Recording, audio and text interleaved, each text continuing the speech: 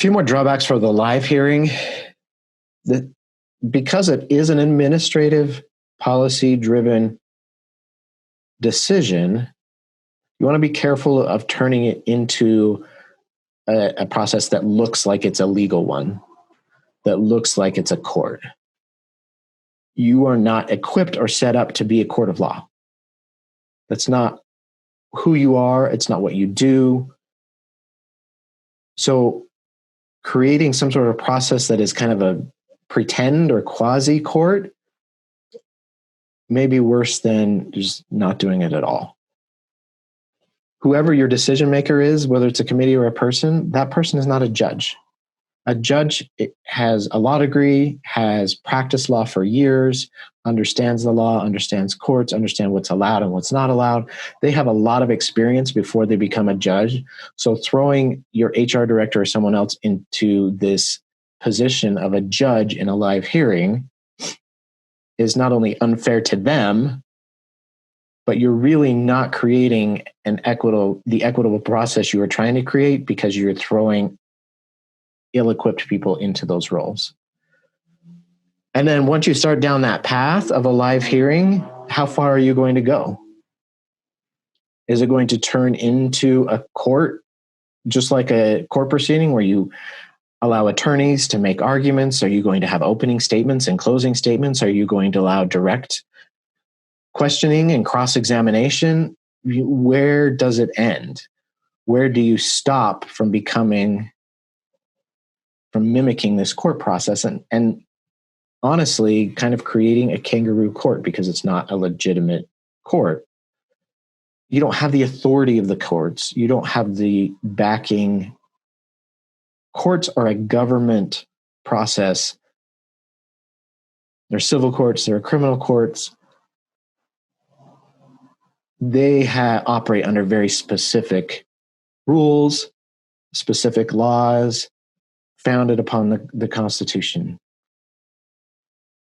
You're a business, or you're a school.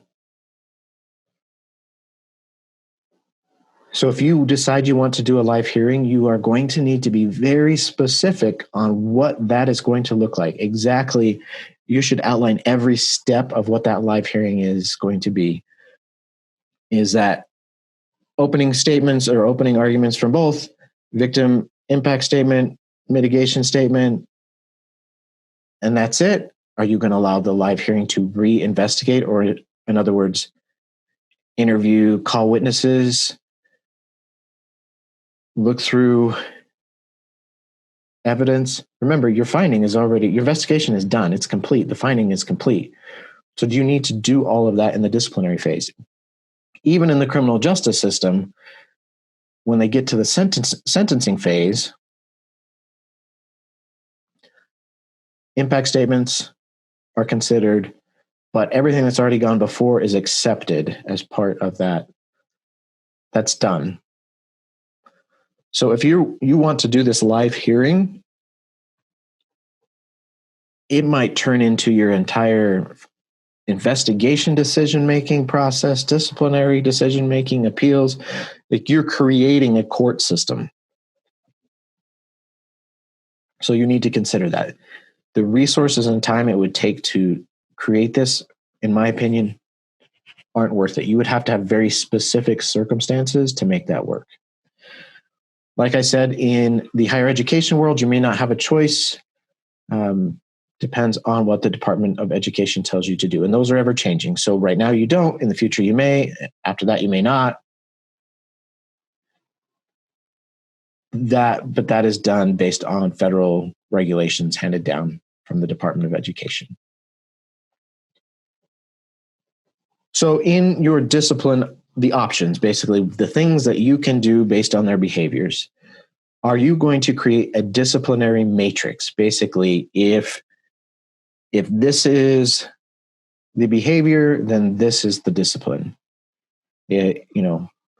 Very clear cut out guidelines of what should happen based on every behavior and circumstance. You can do that. One pro to that is it allows for you at the very beginning to just provide them this matrix and say, okay, here are the possibilities of what could happen to you. If there's a finding that you did A, then your discipline will be C. So be prepared. It also makes it easier for the decision maker because it takes a lot of this decision making out of their hands. All they have to do is look at the matrix. So that makes it easy and quick. But it does limit your options. It doesn't allow you to account for your business needs, doesn't allow you to account for the individuals involved. At that point, victim or complainant impact statements and respondent mitigation statements are pointless because they don't matter. It's solely based on this matrix. So there are pros and cons. I think it puts you in a bind. It limits your options. So it's not worth the time saving that you think it might give you. It might seem like it will be the easy way, but in the end, you will find so many circumstances where you wish you didn't have to follow them because of some sort of mitigating circumstance or business need or the people involved. So if you think about in the federal courts, there was a time when we were fighting the war on drugs, and they decided that people were getting widely varied sentences in federal court for drug charges. And the legislature decided they wanted to be firm and clear, no tolerance. And so they created these mandatory sentencing guidelines. And so it basically took the decision making away from the judges, and their hands were tied. They had to give specific sentences. So there were people who, if they went to federal court, would get 10 years for a crime where in state court they would get maybe 30 days.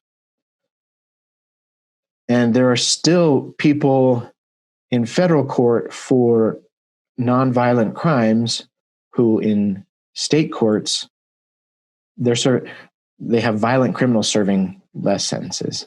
It seemed easier up front. It created this consistency throughout all of the circuits in the United States. But over time, it has been shown to be a problem. And now they have to go back and they're looking at fixing it, getting rid of those mandatory minimum sentences. In some crimes, they might be appropriate. When I worked with NCIS in the child exploitation unit, there were federal mandatory minimum sentencing guidelines for child pornography. So if my case went through a federal court, I knew that the person would get so much time. But if it went through a state or military court, you never knew how much time they would get. So it kind of depends on how you look at it, but you don't want to create that problem in your future